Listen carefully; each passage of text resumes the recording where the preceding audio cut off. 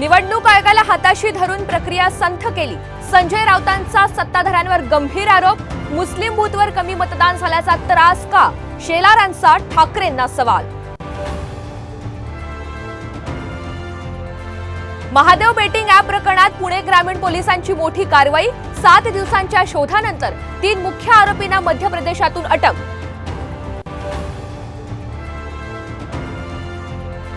Online गेमिंगमुळे Sachin तेंडुलकरच्या माजी अंगरक्षकाची आत्महत्या। बच्चू कडू यांचा गंभीर आरोप। गेमिंगची जाहिरात बंद करावी, आंदोलनाचा इशारा।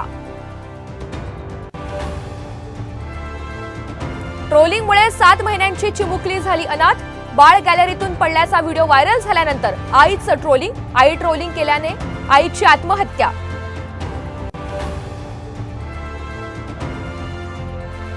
बारावीच्या परीक्षेत यंदाही मुलींचीच बाजी। राज्याचा निकाल 93.37%। संभाजीनगरच्या तनिषा बोरमणीकरला 100 पैकी 100%।